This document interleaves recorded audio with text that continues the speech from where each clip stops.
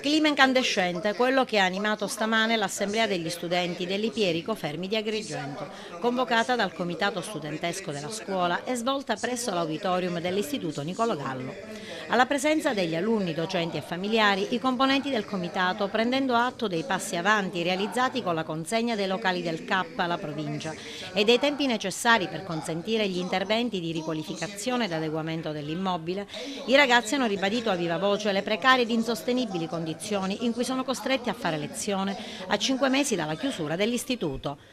Allora, noi abbiamo convocato questa assemblea proprio perché molti ragazzi ancora fanno scuola di pomeriggio e siamo divisi, alcuni di mattina al Tortorella e alcuni di pomeriggio. I ragazzi di pomeriggio chiedono di fare le turnazioni. Può essere pure una soluzione, però abbiamo un'altra soluzione che se ci riesce credo che andrà bene, che è quella dei locali in via Emera, di affittare, però dobbiamo contribuire anche noi. Noi speriamo in qualche cosa positiva, perché credo che all'ASI se ne parla a settembre, perché devono sistemare tutto, e quindi credo che per quest'anno sarà così. Molti ragazzi vengono da me a lamentarsi di questo fatto, io non ho c'è la soluzione, però il problema è come affrontare la soluzione.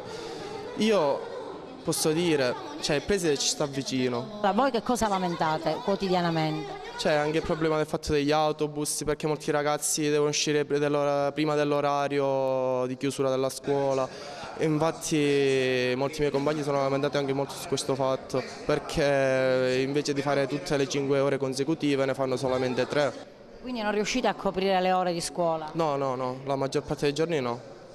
Da parte sua il dirigente Francesco Casalicchio ribadisce le eventuali soluzioni che, se attuate, da oggi e fino alla fine dell'anno scolastico solleverebbero di molti problemi la disagiata vita degli studenti. E hanno ragione i ragazzi, perché chiaramente pensavano che prima di Natale potesse essere trovata una soluzione che non è solo quella del CAP. Il CAP è la soluzione della prospettiva del prossimo anno. Noi abbiamo bisogno di una soluzione che ci tolga dai guai da qui a giugno. Ma lei cosa propone? Cosa potrebbe essere effettuabile in questi ultimi 6 mesi di scuola? Io propongo tutte quelle cose che ho proposto e che ha proposto il Consiglio di Istituto e il Collegio dei Docenti, che è quello di trovare una situazione, una sistemazione da subito, da qui fino a giugno, affittando dei locali con appena 2.000 euro al mese, non penso che la provincia non può farlo, cercando delle soluzioni all'interno degli istituti scolastici, dove esistono delle opportunità da poter sfruttare, perché 25 classi sono ancora di pomeriggio e non è più tollerabile naturalmente che questa cosa continui in questa maniera.